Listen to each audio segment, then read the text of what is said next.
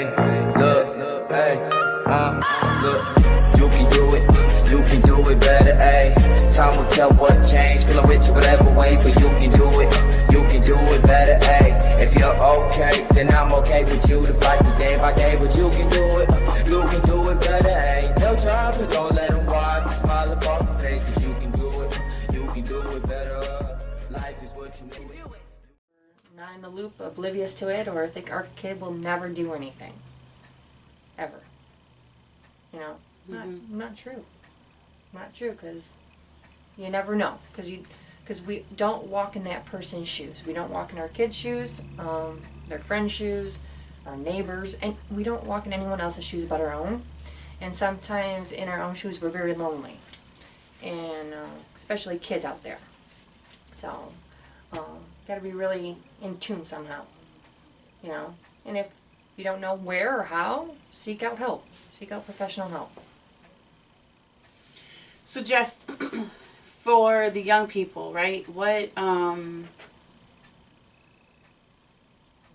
What's one thing that you think you might be able to say?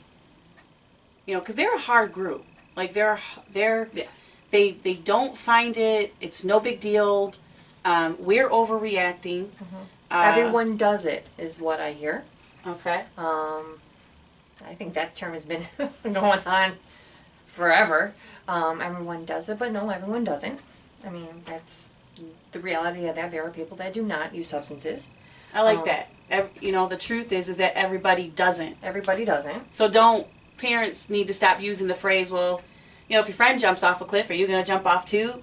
Like, that does nothing. But the idea of provoking thought out of them to tell them, like, everybody's not. Right. And our children, their minds are so young, their brain has not fully developed, and it's growing and growing, and they haven't been in certain situations to know how to deal with certain things. So they're kind of lost. So as parents, we're supposed to be there to help them and guide them through that. And sometimes some parents are lost themselves and they are trying to figure out a way, right? So they might not be as much help sometimes. So again, seeking out professional help, things in that area is helpful. What about the young person who doesn't have the support of mom and dad, right? Or they don't have the support system, period. And they're on the cuff. They're at a point right now where they're making some decent decisions and they're making some, you know, could be some pretty dangerous decisions, right? What is it, if that person was sitting in front of you, what would you say to them in that moment about, you know, we don't want to make it like, I think sometimes people come to counseling and they think that we, like, you know, fluff it and frill it all up and make it all pretty, and that we don't, like, tell it like it is, right? What do you say to that person that offers hope, healing, but it's a realism? What would you say to that person if they were in your room? No, that's putting me on the spot. That's what I do. Yeah. What would I say to them? Well, I have to validate that, you know, them having a lack of a support system basically really sucks. And in order for anyone in this world to make it ahead in life, one has to be established. We have to have that person or that higher power in order to fill those areas that we need help with. And so who would that be? Because regardless, that child is still around people, right?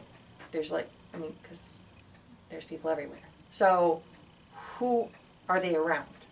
You know, maybe not influential, like their friends, maybe that they might not be the best, or maybe there is one that they're not looking at. So do you think that there's a sense of powerlessness with addiction? Yes. And so maybe telling the young person that they might not have power over the broken family. They might not have power over their self-esteem in that moment, but they have power. And so... And they have to figure out how to utilize it and where it comes from and what it looks like. And because someone who hasn't gone through life experiences yet or understands certain things are not going to know how to do that. And so they're going to have some help. Right. You know? And I always said that, like, Real Talk, Real People with Deb Loving was never about the promotion of the business. That's why I really don't talk about the name of our business. But I do think it's important to remind parents that Jessica said it really well. If your child or adult child is telling you somebody else's story, they might be telling you theirs. And for the young person who doesn't have the support system, you have the power to go and find it, whether it be a minister, a teacher, a counselor. And again, like I said, it's not about promoting the business that we work in, but it is about promoting conversation. Conversation here and conversation in a safe place with a counselor. Create that conversation that you weren't allowed to have as a young person or as a child. You have the power to find the things that you need. And we'll have some more talks too with Jess and some specific topics. It always helps if you go to the actual site, Real Talk, Real People with Deb Loving, and leave comments. We really need the comments under the videos so we can figure out what it is that exactly you need and what you're desiring.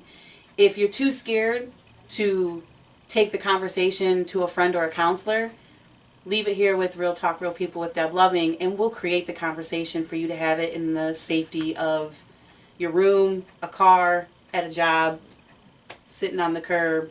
Like, Real Talk, Real People is here, and we want to make a difference. Until then, be blessed, and remember, the best thing you can ever do for yourself and others, talk and keep it real.